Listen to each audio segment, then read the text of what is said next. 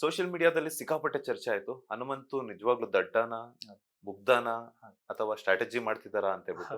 So ನೀವ್ ಅವ್ರ ಜೊತೆ ಕೊನೆಯವರೆಗೂ ಟ್ರಾವೆಲ್ ಮಾಡ್ತಿರೋದ್ರಿಂದ ಸೊ ನಿಮ್ಗೆ ಏನ್ ಅನ್ಸುತ್ತೆ ಅಂತ? ಸರ್ ಇಲ್ಲ ಸರ್, ಅವ್ನು ಒಳ್ಳೆಯವನೇ. ಏನು ಸ್ಟ್ರಾಟಜಿ ಮಾಡಿ ಇಲ್ಲ ಬೇರೆಯವ್ರಿಗೆ ಮೋಸ ಮಾಡ್ಬೇಕು ಅನ್ನೋ ಮೆಂಟಾಲಿಟಿ ಅಂತೂ ಇಲ್ದಿರೋ ಹುಡುಗ ಅವನು. ಆ ತರ ಏನು ಬೇರೆಯವ್ರಿಗೆ ಹಾನಿ ಮಾಡೋ ತರ ಇಲ್ಲ. ಅವನ ಆಟನ ಕ್ಲಿಯರ್ ಆಗಿ ಆಡ್ದ. ಅಂದ್ರೆ ಅವನ ಆಟ ಹೆಂಗಾಡ್ಬೇಕು, ಯಾರ ವಿಷಯಕ್ಕೂ ಹೋಗದೆ ನಂದಾಯ್ತು ನನ್ ಕತೆ ಆಯ್ತು ಗುರು ಅಂತ ಸೈಲೆಂಟ್ ಆಗಿ ಲಾಸ್ಟ್ ವರ್ಗು ಆಡ್ಕೊಂಡ್ ಬಂದಂತ ವ್ಯಕ್ತಿ. ಬಟ್ ಅದನ್ನ ನಾವು ಕೆಟ್ಟದು ಅಂತ ಹೇಳಕ್ ಹೋಗಲ್ಲ. ಆ ವ್ಯಕ್ತಿ ಇರೋದಂಗೆ, ಅದಕ್ಕೆ ನಾವೇನ್ ಮಾಡೋಣ ಅಲ್ವಾ? ಸಿಂಪತಿ ಗಿಂಪತಿ ಎಲ್ಲ ಯಾವ್ದೇ ಕಾರಣಕ್ಕೂ ಇಲ್ಲ. ಅವನಿರೋದೇ ಹಂಗೆ. ಹೊರಗಡೆ ಬಂದ್ಮೇಲೆ ಒಂದಷ್ಟು ಟ್ರೋಲ್ಸ್ ಆಗುತ್ತೆ. ಸೊ ಅದು ಫನ್ನಿ ಆಗಿರ್ಬೋದು ಅಥವಾ ಸೀರಿಯಸ್ ಆಗಿರ್ಬೋದು. ಟ್ರೋಲ್ಸ್ ಗಳನ್ನ ನೋಡಿದ್ರೆ ಯಾವ್ದು ತುಂಬಾ ಫನ್ನಿ ಅನ್ಸ್ತು, ಯಾವ್ದೆಲ್ಲ ಎಂಜಾಯ್ ಮಾಡಿ? ಇನ್ನ ನೋಡ್ತಾನೆ ಇದೀನಿ ಸರ್, 10-11 ದಿವಸ ಆಯ್ತು ನಾನು ಬಂದು. ಇನ್ನ ನೋಡ್ತಾನೆ ಇದೀನಿ. ಏನ್ ಡೈಲಿ ಅದೇ ಓಡ್ತಾ ಇದೆ. ನಾನು ಎಲ್ಲೆಲ್ಲಿ ಯಾವ್ದಾದ್ರು ನೋಡ್ಬೇಕು ಅಂತ ಗೊತ್ತಾಗ್ತದೆ. ನನಗೂ ಎಷ್ಟೋ ಜನ ಕಳಿಸ್ತಾ ಇದ್ದಾರೆ. ಆಮೇಲೆ ನಾನು ಹಲವಾರು ನೋಡ್ತಾನೆ ಇದೀನಿ.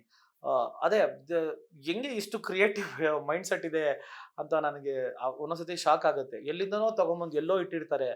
ಆಮೇಲೆ ಅದು ಒಂಥರ ಮಜಾ ಇದೆ ನೋಡಕ್ಕೆ.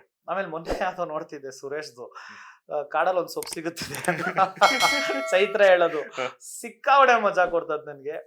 I enjoyed it a lot. ಅಂದ್ರೆ ಎಲ್ಲಿಂದ ಇಷ್ಟು ಕ್ರಿಯೇಟಿವ್ ಆಗಿ ಯೋಚನೆ ಮಾಡ್ತಾರೆ ಅನ್ನೋದು ಒಂದು ಕ್ವಶನ್ ಮಾರ್ಕ್ ಬರುತ್ತಲ್ಲ ಸರ್. ಇವಾಗ ನಾವೇ ಆದ್ರೂ ಅಷ್ಟು ಕ್ರಿಯೇಟಿವ್ ಆಗಿ ಯೋಚನೆ ಮಾಡಕ್ಕಂತೂ ಸಾಧ್ಯ ಇಲ್ಲ.